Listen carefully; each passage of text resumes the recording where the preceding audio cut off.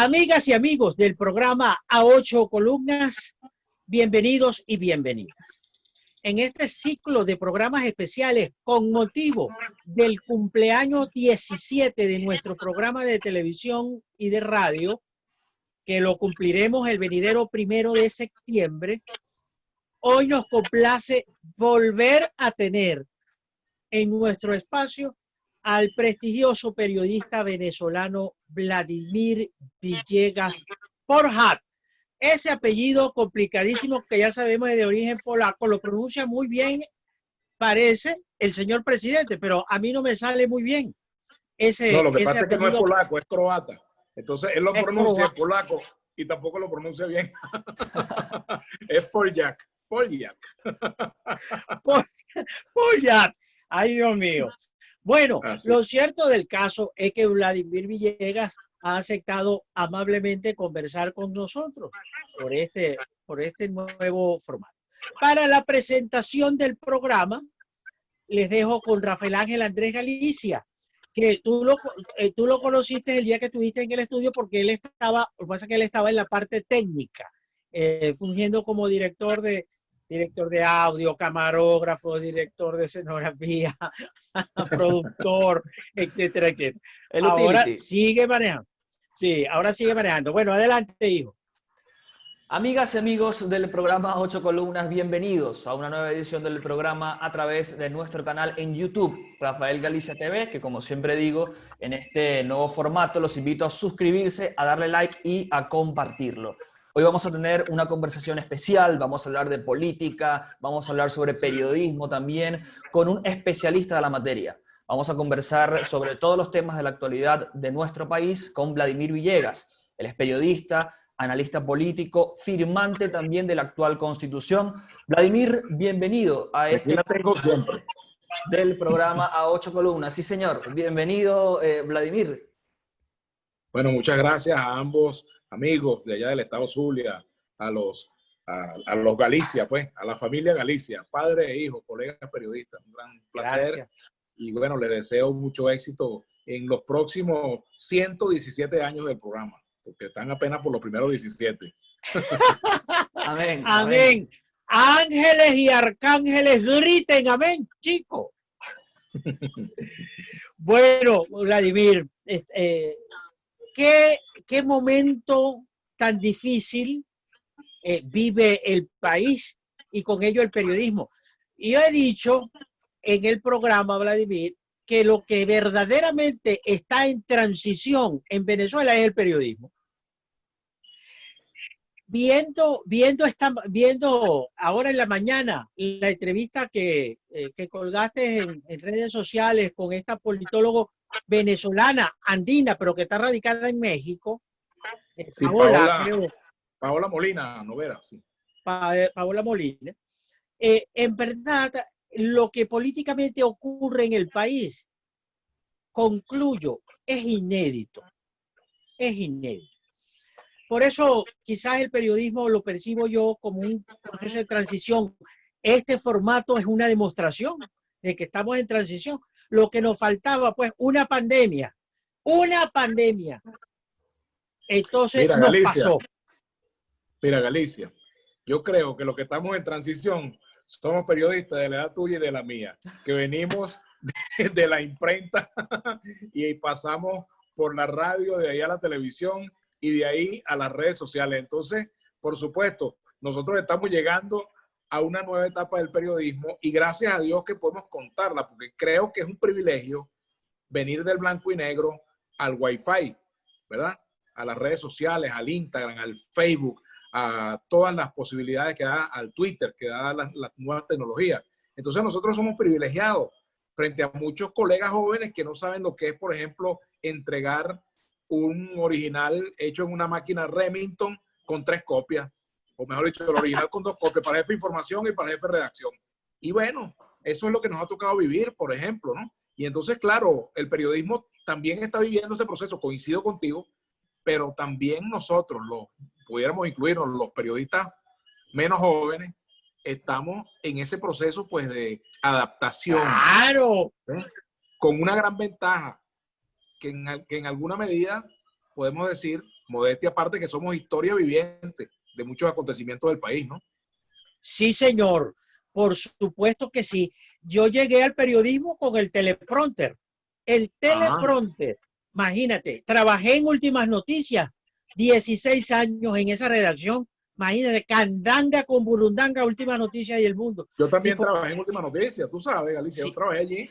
Entré como sí, pasante en sí. deporte, imagínate, y luego entré en información general y estuve haciendo política mucho tiempo en la cadena Capriles, trabajé en Élite, bueno, trabajé en muchos diarios, En de élite. Caracas, en el Universal, trabajé también en El Nuevo País, fui fundador del Nuevo País.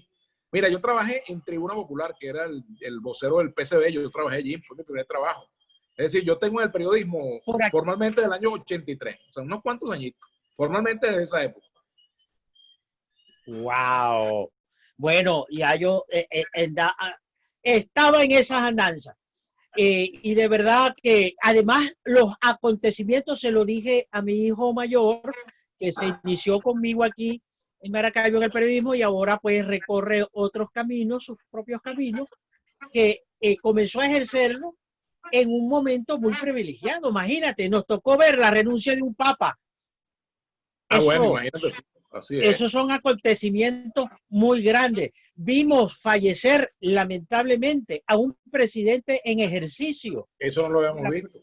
Eso yo nunca, bueno, mi generación lo vio. Así que podemos a estas alturas de nuestras vidas poder hacer algunas conclusiones. ¿Cuál conclusión haces tú de tu recorrido en el periodismo para encontrarte con este periodismo de hoy en Venezuela, que para el mundo es un periodismo controlado o con una autocensura? ¿Tú qué opinas?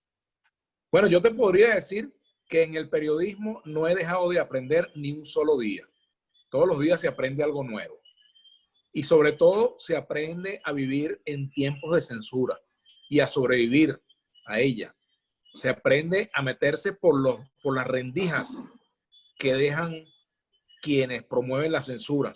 Y entonces los periodistas nos convertimos a veces en una especie de vasos de agua, chorritos de agua que nos metemos por cualquier espacio para poder hurgar en aquello que el poder no quiere que hurgues o para hablar de aquello que el poder no quiere que tú menciones. Entonces, por supuesto que de alguna manera nos ha tocado en este tiempo probar que aún con todas las limitaciones, siempre habrá espacio para que el periodismo haga su trabajo, aún en las peores condiciones. Aún en las peores condiciones, bajo las peores circunstancias, siempre habrá la forma de sobrevivir a esos obstáculos. Y además, fíjate, hay algo que a mí me gusta decir, Galicia, que mientras exista el periodismo va a tener una relación de conflicto con el poder, mientras el periodismo haga su trabajo. El día que esa relación de conflicto no exista es porque el periodismo dejó de hacer su trabajo, porque siempre va a haber motivos para que periodismo y poder confronten, porque el periodismo busca hurgar en aquello que el poder quiere esconder. De eso se trata, ¿no? Por supuesto. Si en Venezuela hay censura al periodismo, chicos. Pero claro que hay censura, hay autocensura y esa es una realidad frente a la cual hemos vivido siempre. Ahora, hay momentos de más y momentos de menos censura. Así como en este momento nos ha tocado mucha censura y mucha autocensura, también yo debo recordar mis tiempos de reportero. En esos tiempos los ministros de información llamaban a las jefas, a los jefes de redacción de los periódicos, a los directores y presionaban igual.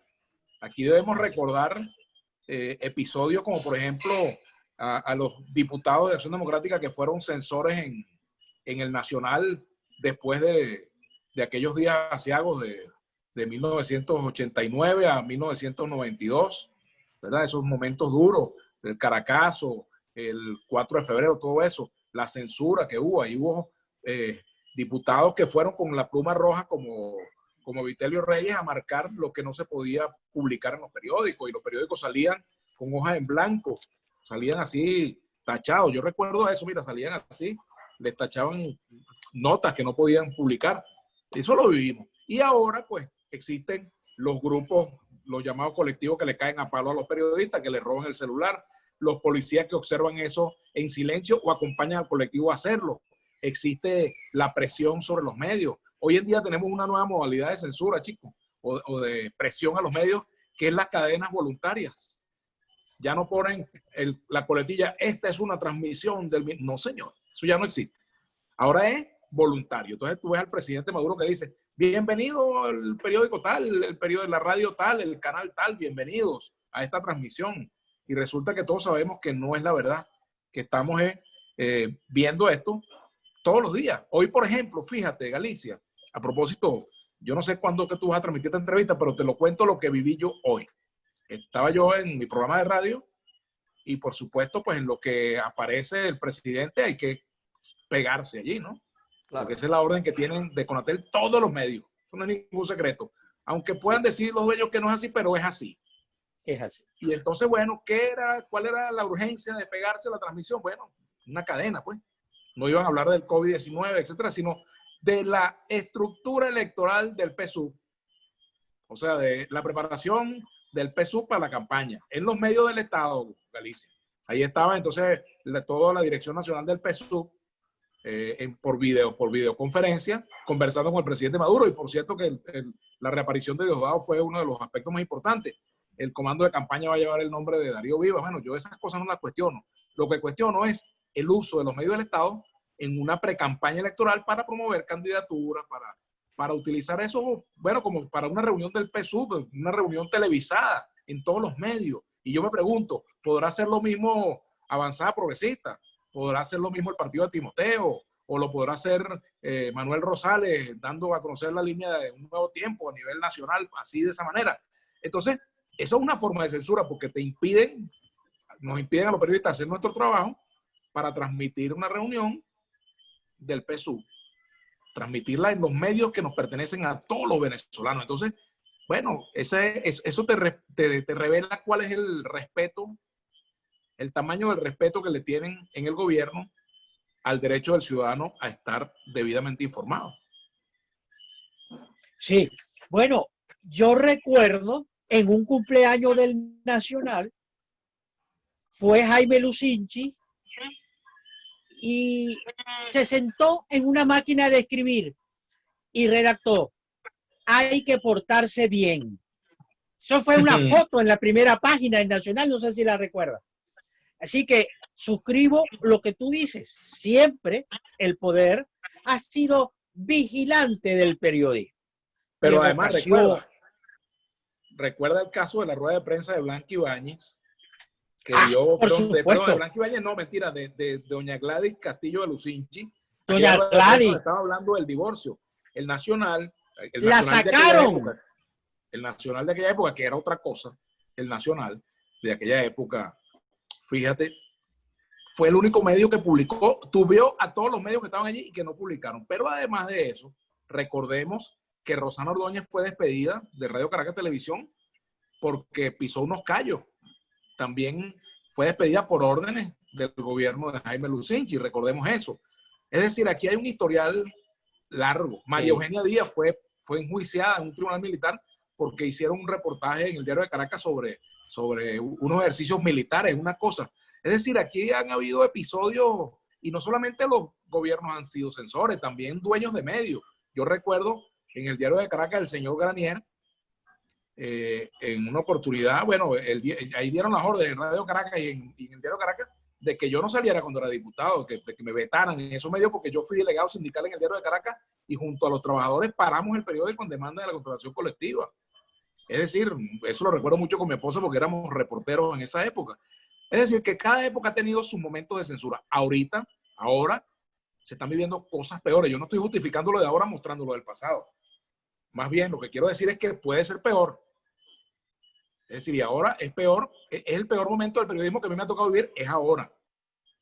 Este momento de ahora es el peor para mí. Sí, creo que en el pasado había instancias donde acudir, reclamar y sin que se comprometiera incluso hasta tu propia vida. Gladys Castillo de Lucinchi fue echada de la residencia presidencial de la Casona. Eso solo lo publicó el diario El Nacional y se armó tremendo lío. Bueno, fueron momentos, como tú dices, muy críticos. ¿Qué pasó en Globovisión, chicos? Tengo eso aquí, entre pecho y espalda, en la garganta. ¿Qué pasó? ¿Qué pasó cuándo? Con tu salida. Con tu salida, Pregunta porque bien, es que... Pregunta más bien, ¿qué pasó en Miraflores? Más que en Globovisión, porque la orden vino de allí.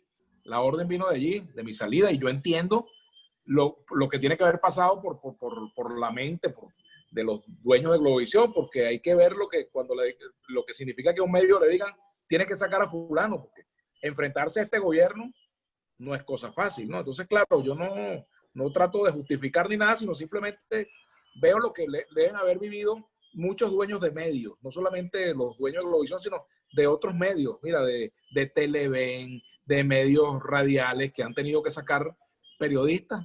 ¿Ven? Lo mismo pasó conmigo, no es un caso novedoso. Ahora, la estupidez humana no tiene límite, Galicia. Fíjate tú. Esa es una de las cosas que decía Einstein, que no tiene límite. Ni el universo, ni la estupidez humana. De lo que estaba seguro era del universo, ¿no? Y entonces, fíjate tú, hubo colegas y gente ligada al mundo del extremismo político que dieron como buena la versión de que eso era un mamotreto montado por el canal y por mí, con el gobierno de Maduro, porque yo iba de presidente del CNE. Y después ninguno de esos olleros tuvo la dignidad de decir, bueno, nos equivocamos, no era verdad. Y la realidad se encargó de desnudarle su mala fe. Sin embargo, bueno, dejemos pasar esa bola como una bola mala, pues no le vamos a hacer swing. Pero ciertamente es bueno tenerlo presente. Entonces, ¿qué pasó? Bueno, vale, que terminé siendo quizás alguien incómodo para el gobierno, porque la orden la dio el presidente Maduro, ¿verdad? ¿Le eras incómodo al instancias presidente de Maduro, algunos... Vladimir? A ¿Perdón? pesar de que le eras incómodo al presidente Maduro, a pesar de que fueron compañeros en los tiempos cuando el presidente era canciller. Bueno, mira, esa es una buena pregunta para él. ¿Por qué tomó esa decisión, no? Yo fíjate que no me he detenido a hablar mucho del tema, pero una cosa es la amistad que tú puedas tener o la relación con alguien en el gobierno, o en el liceo, o en la política, en la lucha social, etcétera. Y otra cosa es cuando ese alguien ya se convierte en amo y señor del poder y entonces considera pues que cualquier ruido tiene que ser silenciado. Y en mi caso me convertí en un ruido, pues, y pasó lo que pasó. Pero fíjate que yo no me quiero estacionar allí porque, bueno, seguimos adelante, Claro, ¿no? Pero sí, es válida la pregunta, por supuesto que es válida la pregunta y tiene pertinencia, ¿no? Y en este momento tiene a propósito de lo que estamos hablando, ¿ves? Ahora, yo no me quiero victimizar con eso, pasó y punto, ¿eh? Pasó y punto, vendrán claro, mejores momentos, claro, veremos qué pasa. claro. Pero debió generar ruptura algún comentario tuyo, alguna opinión tuya, porque el programa mantenía un equilibrio, chico, informativo y de opinión. Los lunes con tu editorial asumías tú una posición que a mí me pareció siempre muy ecuánime, una posición sin ir a los extremos, sin radicalismo, con todo respeto a las ideas de los demás. En el programa, pues, hasta las personas que le gustaban el tango, chicos. Tú hiciste un programa de tango, Sí, por señor. vida de Cristo amado.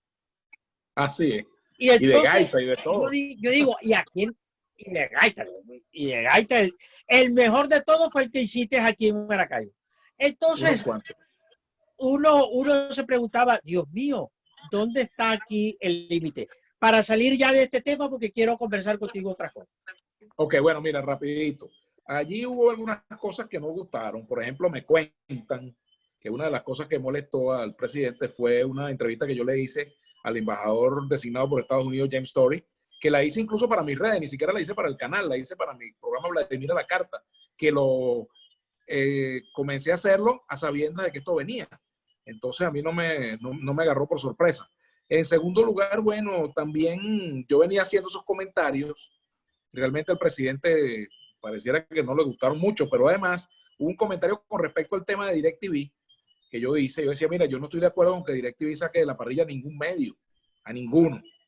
Pero me parece también que hay un doble discurso de parte del gobierno, porque bueno, el gobierno habla de censura por parte de DirecTV, que quieren imponerle condiciones, y resulta que el gobierno también ha sacado medios, sacó CNN, sacó la televisora colombiana, NTN 24. Caracol, sacó, exacto, NTN 24, sacó a la Deutsche Welle en un momento, sacó a la televisión española, es decir, con poca autoridad moral para hablar de ese tipo de conducta, porque al final se parecen mucho esas posiciones, de que cierren este medio, cierren aquello, se parecen mucho en el fondo, esa postura termina siendo similares, pero bueno, esa es parte de la realidad que tenemos en nuestro país.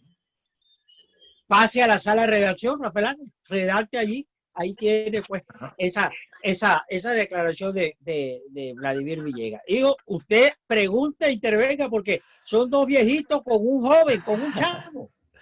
Bien, Vladimir, dijiste al inicio, hablando sobre la videoconferencia que se hizo hoy para el día que estamos grabando este programa, la videoconferencia del Partido Socialista Unido de Venezuela, y hubo mucha noticia en esta videoconferencia. La más sonada de todas es que el presidente Maduro anunció que la Asamblea Nacional Constituyente sesionaría hasta diciembre, que hasta diciembre llega la constituyente en Venezuela. ¿Cómo ves tú esta señal? Si es una jugada del presidente Maduro para seguir fomentando la división en la oposición, hablo del G4, que un sector quiere participar, el otro no. ¿Cómo ves este anuncio del presidente Maduro de cesar la constituyente desde o hasta diciembre?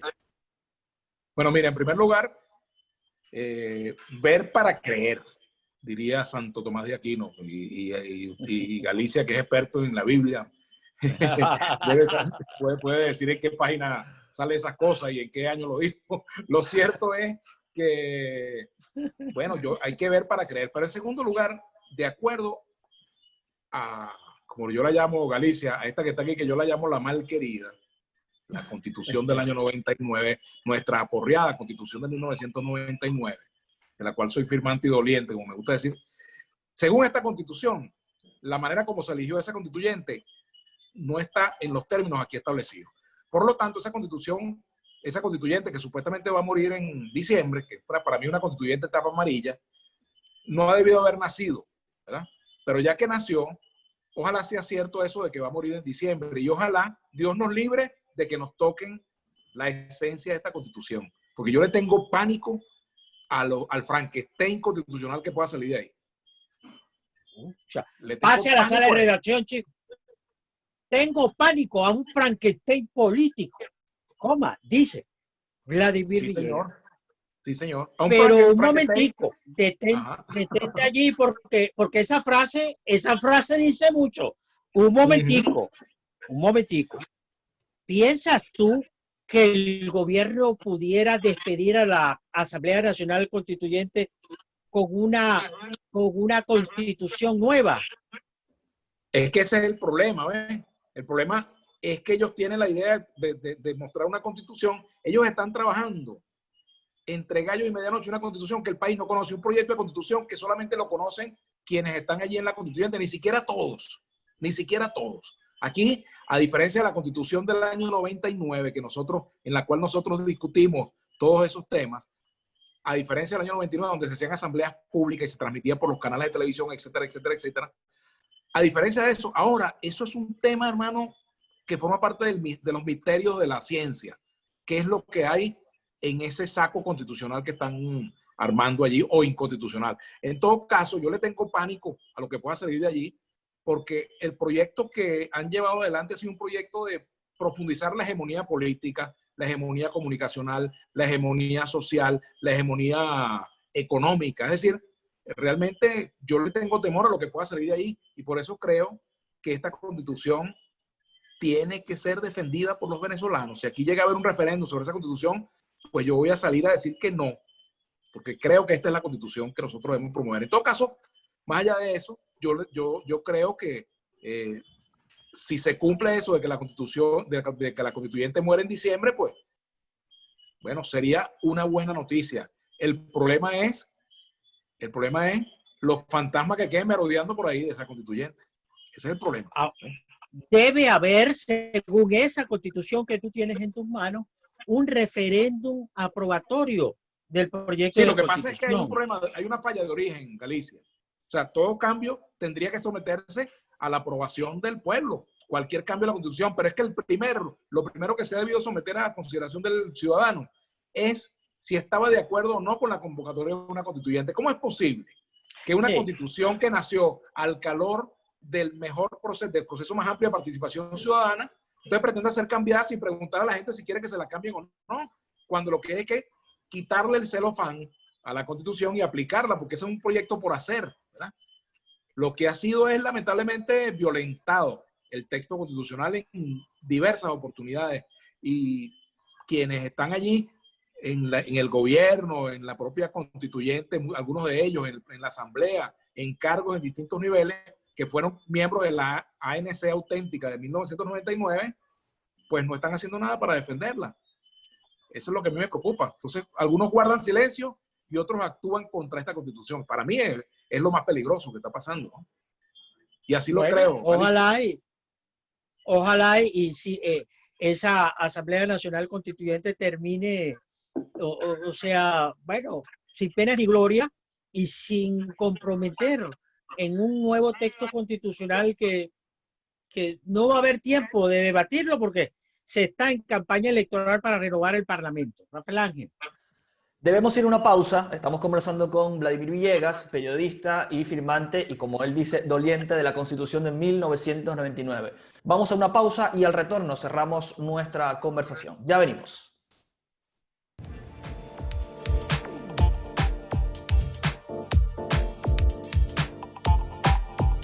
Ya regresamos con A Ocho Columnas.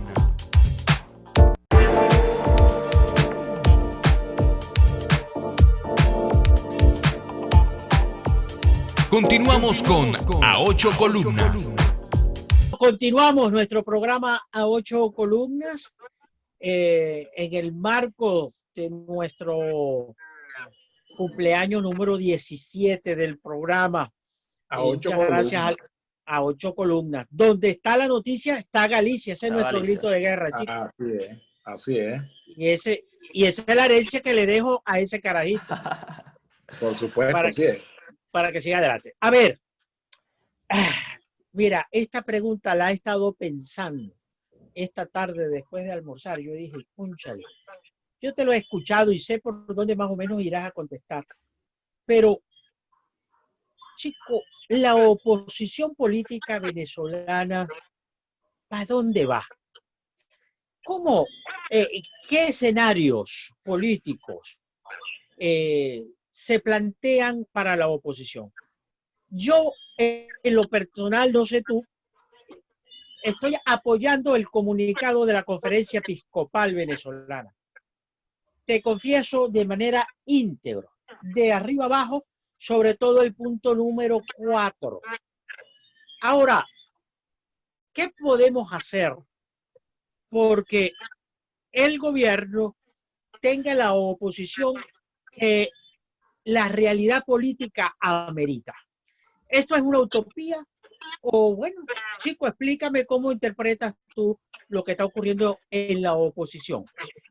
Bueno, fíjate tú, ¿para dónde va la oposición? Es difícil porque la oposición es como una especie de terminal de autobús donde en lugar de ir todos los pasajeros en un mismo autobús, unos van en carrito para Valencia, otros van para Machique en moto, otros van para la Gran Sabana en velocípedo y unos cuantos van en charana para Cumaná.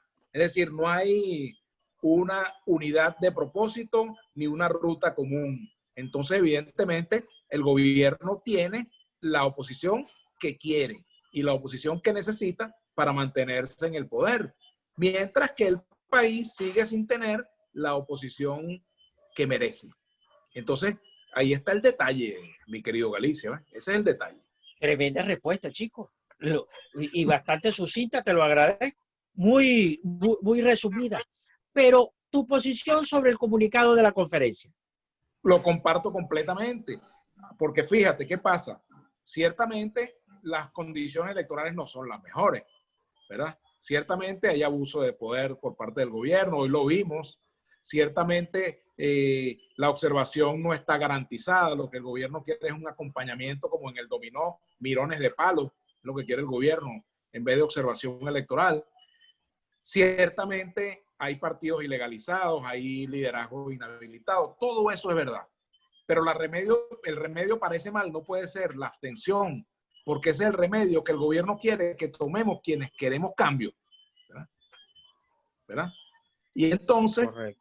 el remedio que nosotros tenemos para esta situación tiene que ser el voto, el rescate de la vía electoral, el rescate de la ruta, de la trocha, como lo querramos llamar, electoral, porque no hay otra vía. Los demás caminos, ¿a qué conducen? Conducen a la frustración, a una frontera por la cual no hay paso, porque es la frontera donde el gobierno es fuerte, la frontera de la confrontación militar, la confrontación armada, la violencia, que es donde el gobierno nada. El gobierno le tiene más miedo a una votación masiva que a 7 operaciones de Gedeón, 20 invasiones y 40 golpes de Estado. Estoy convencido de eso, porque esa es su debilidad en el plano electoral. Claro que no te va a dar condiciones. Si aquí hay gente, por ejemplo, que son muy extremistas, entonces hablan de la palabra régimen y le ponen 5E y le ponen acento a la palabra del régimen y lo dicen con tanta convicción. Y entonces dicen el régimen nos tiene que dar condiciones. ¿Quién dijo que las dictaduras o los regímenes autoritarios dan condiciones? Eso es como que, yo he dicho, Galicia, que eso es como que un tipo venga a atracarte y te dice 10 groserías y te saca un pistolón y tú le dices, señor, si usted no me trata decentemente y me habla bien el castellano, no le entrego la cartera ni el celular. Así que hábleme con decencia a un malandro, ¿no? O a un atracador. Es lo mismo, o sea, si tú a un régimen autoritario le vas a pedir condiciones para participar, no te las va a dar. Ahí está, mira, el mejor ejemplo, el ejemplo de Bielorrusia. Los ciudadanos bielorrusos salieron a dar la batalla electoral en condiciones absolutamente desiguales. La candidata de la oposición, una de las candidatas de la oposición, la que concitó mayor apoyo, es la esposa de un líder que está preso, que era el candidato. Y ella optó por esa responsabilidad y terminó donde en el exilio, tuvo que irse perseguida por el gobierno a Lituania al día siguiente de la elección, tal cual como tú lo señalas. Entonces, bueno, y se pusieron los bielorrusos a decir, si no me ponen un CNE a mi gusto, yo no voy. Si no me dan tal cosa, no voy. No, señor. Ellos sabían que se estaban enfrentando a un régimen autoritario y dieron la batalla. Claro que el resultado fue que ganó Lukashenko según las cuentas del CNE de Lukashenko, por ejemplo, de la Comisión Electoral o del Tribunal Electoral. Bueno, eso no es ninguna sorpresa. La sorpresa es para el gobierno que la gente salió a la calle y sigue en la calle. Yo no sé hasta cuándo, no sé qué va a pasar, en un movimiento que provocó que hasta los trabajadores del Canal del Estado se sumaran a la huelga. Imagínate tú que aquí los trabajadores del Canal 8 se sumaran a una huelga contra el gobierno en una situación similar, algo de ese tamaño. Entonces, ciertamente, si la oposición bielorrusa hubiese comprado la tesis del G4, pues Lukashenko estaría celebrando tranquilamente, sin ningún temor de salir del poder y sin ninguna molestia. ¿Ves? Pero pasó lo que pasó porque la oposición decidió participar en condiciones adversas. Fíjate lo que pasa cuando se toman decisiones que el gobierno no quiere y que el gobierno no espera. Aquí el gobierno quiere y espera que la gente se abstenga, ¿verdad? Para ellos, bueno, participar y entonces dar a 2 o 3 diputados, punto, a la oposición, que quede, ¿no? Ahora, Vladimir, y entonces la oposición, sabiendo todo esto, ¿por qué no se une? Te hablo de los distintos frentes de la oposición. Ha nacido la Mesa de Diálogo Nacional y ya es un actor dentro de la vida política venezolana. Ahora la oposición, según como le convenga al gobierno, se va a entender, ya sea con la Mesa de Diálogo Nacional y con el G4, porque el presidente Maduro ha dicho en más de una ocasión que también se reúne en secreto con sectores del llamado G4. Ante este escenario, ¿por qué ves tú tan difícil la unión verdadera de la oposición si todos tienen el mismo propósito, que es cambiar el gobierno? Bueno, mira, a veces uno duda de que algunos sectores tengan ese propósito. Hay algunos que quizás no lo tienen. De los más colaboracionistas o de los más extremistas, ¿verdad? Porque hay algunos que pareciera estar ya convencidos de que esto es un modus vivendi. No participo en la elección y entonces soy la resistencia por siempre, o soy el gobierno interino por siempre, o soy el gobierno paralelo por siempre. Y bueno, así hemos visto juntas patrióticas de no sé cuántas cuántos tamaños, por ejemplo, en el caso de Cuba. Y Fidel murió tranquilo en La Habana. Es decir, En el poder. y también hay aquellos sectores que quieren convivir con el gobierno y que no quieren ser una amenaza para el gobierno. Eso también existe. Entonces existen esos dos extremos, el extremo colaboracionista y el extremo extremista. Valga la redundancia, pero es así. Entonces, ¿qué es lo que se necesita? Una oposición que no sea ni estridente ni complaciente, una oposición racional, con fuerza, con convicción, con un proyecto de país. Y por supuesto, yo creo que tiene que unirse todo.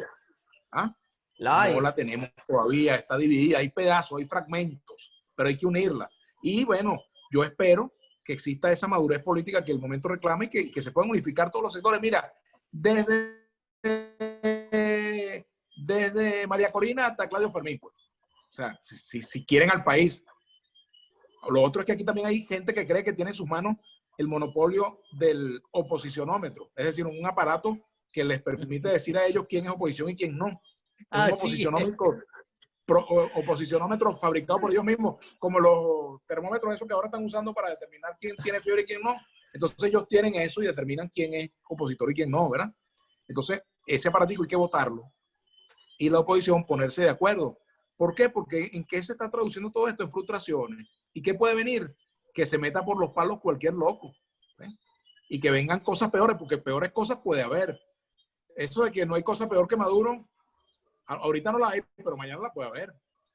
Y cuidado si ya la hay, porque hay proyectos que van en un signo ideológico contrario, pero que al final buscan más o menos lo mismo. Y quizás con métodos tan o más brutales que los que hemos visto, porque aquí hemos visto, mira, yo no digo que este es un gobierno bruto, este es un gobierno brutal en la forma como actúa.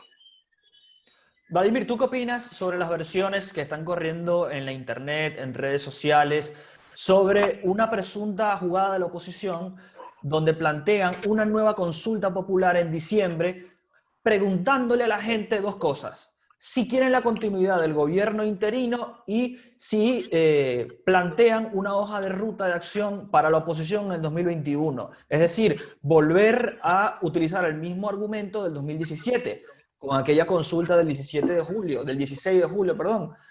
¿Tú qué opinas de esta movida de la oposición y si puede lograr el objetivo que se plantean, que es la legitimidad el 6 de enero del 2021, porque se vence el actual ciclo parlamentario? Bueno, mira, en primer lugar no se puede hablar de la oposición, de un sector de la oposición. El G4. La oposición que controla la Asamblea Nacional, digamos. Bueno, los que tienen el sector Guaidó, pues el sector liderado por Juan Guaidó. Yo creo que esa propuesta, con todo el respeto que me merece, es una especie de cohete quemado que ya se ha puesto en práctica en otros momentos y eso tiene tiene quemado el pico y mojada la pólvora. Eso no tiene vida, en mi opinión. ¿Por qué? Porque parte de una misma ilusión que ya se vendió, la ilusión del fast track, del cambio rápido, de que el 6 de enero ya vas a ver que estoy en Miraflores. Y yo te voy a decir algo, aquí se promueve una solución violenta y aunque tomen el poder por la vía violenta, no se va a acabar el conflicto en Venezuela. Aquí la única manera de que se acabe el conflicto es una solución en la cual todas las partes obtengan algo a cambio. O sea, aquí no se puede pensar en que un sector va a exterminar al otro. Ni el chavismo puede exterminar al descontento que hoy reina en el país, ni el sector de oposición que logre la toma del poder va a poder exterminar al chavismo. Es decir, aquí esas son realidades que no se van a acabar por los deseos del uno o del otro.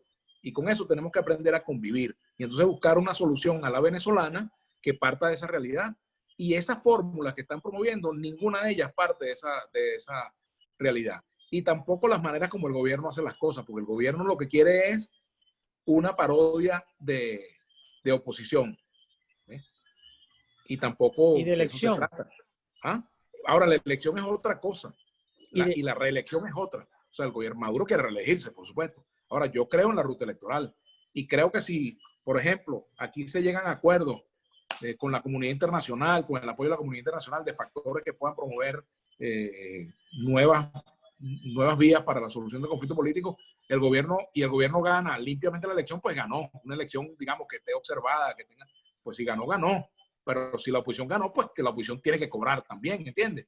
Es decir, ese es el acuerdo que hay que llegar. Ahora, también quienes están en el poder necesitan algún mínimo de seguridad de que no van a ser exterminados. Ese es el gran temor que tienen. Porque fíjate, ¿qué ocurre? Que el gobierno ha abusado del poder. Aquí hay presos políticos torturados, aquí ha habido personas que han muerto a manos de la policía, bajo tortura, aquí ha habido desapariciones, aquí ha habido incomunicaciones durante mucho tiempo, desapariciones forzadas. O sea, aquí hay de todo lo que es en materia de violación de derechos humanos, aquí ha pasado de todo eso. O sea, aquí tenemos casi que todas las características de un régimen autoritario que violenta los derechos humanos, lo tenemos casi todas esas modalidades. Entonces, evidentemente, pues, que quienes están en el poder tienen temor del costo político de salida, ¿sí? Y mientras sea más alto el costo de salida que el costo de permanecer, ellos van a seguir apostando a permanecer, ¿sí? Mientras no se ofrezcan fórmulas en una negociación que permita, pues, abrir un nuevo juego político en Venezuela. Porque es que, mira, yo te voy a decir una cosa, hasta el propio chavismo, Galicia, yo creo que necesita un tiempo en la oposición para hacer una reingeniería de sí mismo, para renovarse, para depurarse, delatrarse. Yo tengo un amigo que dice que sí, que necesita un tiempito, unos 500 años. Pero bueno, no tanto, yo no sé cuánto, pero ciertamente necesita, es una fuerza que tendría que deslastrarse de muchas de las depravaciones y muchas de las distorsiones que hoy la acompañan, ¿no? Y lo digo yo que conozco esa fuerza porque vengo de allí. Claro. Tiene mucho mérito porque tú vienes de ahí. ¿Piensas tú que el chavismo se cansó de gobernar? No, chico, ojalá se hubiese cansado de gobernar. El problema está ahí. El chavismo que gobierna no quiere dejar de gobernar. Ellos lo que están es, digamos, preocupados por su destino si pierden el poder. Y por eso se aferran a eso, al poder. Bueno, vale, como se aferra el mono bebé a su mamá, ¿eh? Pero estamos en una situación donde mono no carga a su hijo, como dicen, la situación es muy difícil en el país. La situación es muy complicada, entonces claro, no hay nada garantizado. ¿Y tú pero crees el gobierno apuesta a quedarse y hasta ahora lo está logrando? ¿Por qué? Por la carencia de una oposición capaz de unirse, capaz de presentar un programa político que no solamente una, sino que convoque a los más diversos sectores y además capaz de ponerse en los zapatos de la gente que está padeciendo los efectos de la pandemia y de una política económica desastrosa como la que tenemos en este país y que está padeciendo también el coletazo de las sanciones, porque yo tampoco estoy de acuerdo con las sanciones, ¿ves? Lo que pasa es que tampoco se puede utilizar las sanciones como coartada para explicar y para justificar todo lo terrible que está pasando en nuestro país, ¿ves? Y el desastre económico vino antes de las sanciones. Pero por supuesto, por supuesto. Hay que decirlo. Vladimir, ¿tú qué opinas del excesivo papel protagónico que se le ha dado a la comunidad internacional para el caso de Venezuela? Ya sea de un lado o del otro. La oposición de una vez sale a respaldar todo lo que diga Estados Unidos. El gobierno sale a respaldar inmediatamente todo lo que diga Rusia o diga China o diga Turquía. ¿Tú qué opinas de este excesivo protagonismo de la comunidad internacional en el caso de Venezuela? Imagínate tú una pareja que tenga problemas, ¿verdad? Una pareja que tenga problemas puede pedirle consejo a un amigo o a una amiga, ¿verdad? Pero esa pareja que tiene ese problema conyugal no va a meter al amigo o a la amiga en la cama para que resuelvan el problema, ¿verdad? Entonces, eso es lo que está haciendo aquí un sector de la oposición, metiendo a un tercero en la cama y entonces complicando más bien la cosa, porque cuando tú haces eso, terminas acabando con la posibilidad de solución de ese conflicto. Entonces, tenemos una oposición, un sector de la oposición, que no solamente es que llama a otros para que intervengan, sino que ha renunciado a su autonomía frente a esos otros. Igualmente pasa con el gobierno cuando le entrega demasiado poder a China, a Rusia, etcétera, a los otros, para que vengan y entonces, bueno, se convierta en un factor de saqueo de nuestra riqueza también y de nuestra soberanía. Entonces, terminamos por ambos lados, bueno, dándole matica café a nuestra soberanía nacional y eso no se puede permitir ni se puede promover.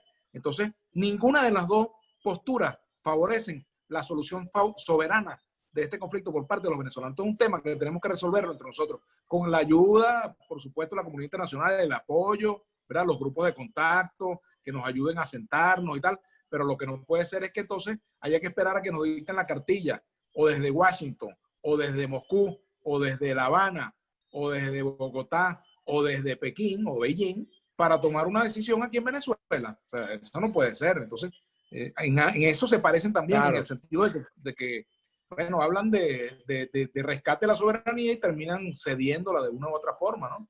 Entonces, su incapacidad para entenderse termina siendo un factor que nos pone pues a perder a todos los venezolanos. Vladimir, ¿tú qué Tienes opinas de Juan pinta de Guaidó? candidato al Congreso, chicos. Te han... Adelante, adelante, Mira, adelante. candidato al Congreso. Si el Congreso nosotros lo disolvimos, el Congreso ya no existe. Yo fui diputado al Congreso y ya no, Bueno, yo no creo que deba estar en eso, ¿no? Yo fui también miembro de la Constituyente y de paso fui subsecretario de la primera Asamblea Nacional, por cierto, los primeros años de la primera Asamblea. No digo, como dice por ahí, no digo que de esta agua no beberé, pero ahorita esa sed no la tengo, no tengo, mi plan es eso. Porque también alguien tiene que seguir haciendo periodismo, chicos. Si todos los periodistas nos vamos a meter candidatos, imagínate tú. así Vladimir, es. Hasta de Rafael Galicia Ángel. habla, porque puede ser candidato. Ah, Galicia. Hasta tú podrías ser candidato. ¿Por qué Hey, lo digo públicamente por primera vez. adelante. Dos organizaciones políticas me han propuesto la candidatura a la Asamblea Nacional. Adelante, Rafael Ángel. Vladimir, ¿tú qué opinas de las recientes declaraciones de Rafael Simón Jiménez, ya después de su salida del Consejo Nacional Electoral, donde explicó en una entrevista a Voice of America que su papel en el CNE era muy polémico, que ya algunas de sus frases causaban molestias en el gobierno, molestias en la oposición, y donde descarta que haya salido del CNE para asumir una candidatura a la Asamblea Nacional? ¿Cómo ves esta recomposición del CNE que ya sufrió un revés al salir de su vicepresidente Rafael Simón Jiménez solamente 2 meses en el cargo? Porque este CNE va a ser el árbitro de las elecciones del 6 de diciembre. Bueno, yo celebré su entrada y lamenté su salida.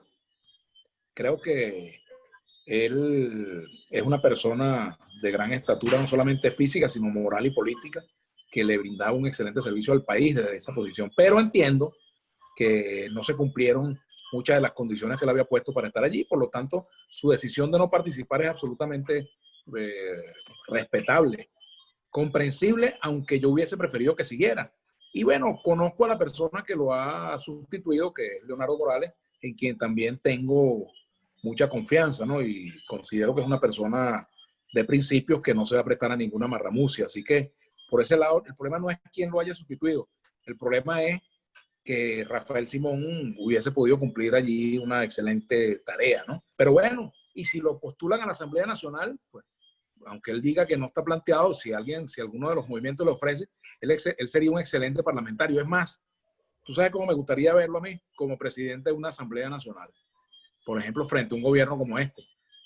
Creo que le daría mucha dignidad a ese cargo, pero además de eso, le daría una orientación distinta al ejercicio de esa función. Y todo por el logro de una solución al conflicto político venezolano. O sea, Rafael Simón es uno de los venezolanos que tienen más cosas que dar en este momento y ojalá las pueda dar desde el Parlamento. Porque, bueno, lo considero, así lo dije antes de que lo postulara, lo considero uno de los mejores venezolanos de este tiempo, realmente. Y con respecto al CNE... ¿Qué le pasó? Perdón. ¿Qué le pasó a Guaidó? ¿Qué le pasó a Guaidó? Bueno, que no Guaidó las formas. Bueno, ¿qué le pasó? Mira, lo decía hoy esta muchacha, esta consultora política, Paola Molina Noguera, lo decía muy bien, que exageró las expectativas con respecto a las posibilidades de un cambio. Y además de eso, tampoco se mantuvo autónomo frente a las distintas presiones que tuvo encima de él. Creo que lamentablemente ha botado una gran oportunidad de asumir un liderazgo perdurable en Venezuela. Eso no quiere decir que no la pueda recuperar, pero pero va a tener que trabajar mucho para lograrlo. En todo caso, yo tengo muchas diferencias con lo que ha sido su línea política. Creo que parte de unos supuestos equivocados y eso lo ha llevado a una estrategia equivocada que, bueno, se ha traducido en todas estas derrotas, en desilusión, en desesperanza. O sea, creo que lo más frustrante que ha visto la Venezuela, que tenía confianza en su liderazgo, fue su triste papel el 30 de abril, ¿verdad? Una revolución platanera que se quedó en eso, ¿no? Se acabó el fenómeno Guaidó en la política venezolana. No, en política no hay muerto, Galicia. Mira, Galicia 2. En política no hay muerto. Fíjate, ahí está Caldera. ¿Ves? Pero eso no quiere decir lo que hay. Tú puedes, en política nunca vas a estar muerto. Puedes entrar en terapia intensiva, puedes estar en cuidados intensivos, puedes estar en reposo absoluto, pero muerto no. Ahora, a veces hay procesos de recuperación que son lentos y a lo mejor también hay daños irreversibles, ¿no? Eso es un tema que habría que evaluarlo. Sí. Con respecto a ese liderazgo.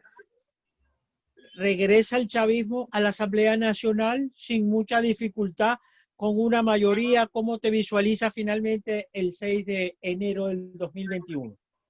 Bueno, mira, con este escenario no tengo duda de que puede tener mayoría, porque si están unos llamando a la abstención y los otros que están llamando a votar se dividen, pues es un escenario previsible que el chavismo pueda tener mayoría.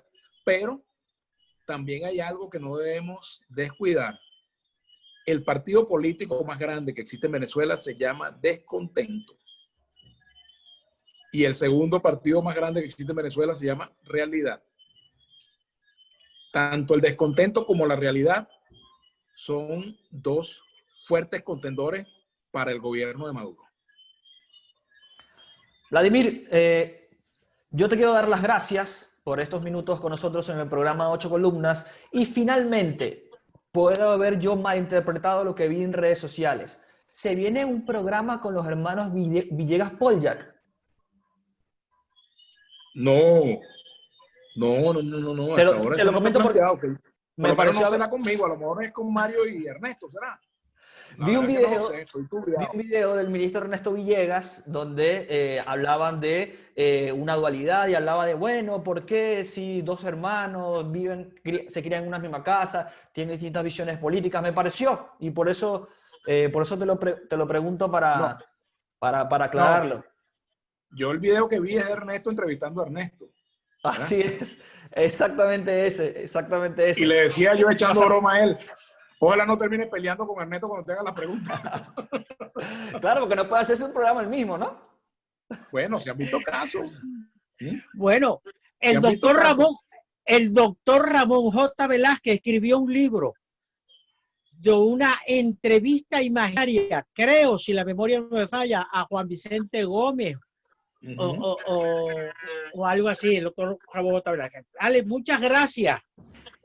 Nos quedan otros temas, pero los tiempos televisivos, si quieres dirigirle un mensaje a los zulianos, aproveche, porque este programa es el programa número 1 en el Zulia. Madre mía, si el gobierno no ayuda al pueblo zuliano, tenéis que meter la mano y mandarlo para el infierno. Ay, Dios mío. Bueno.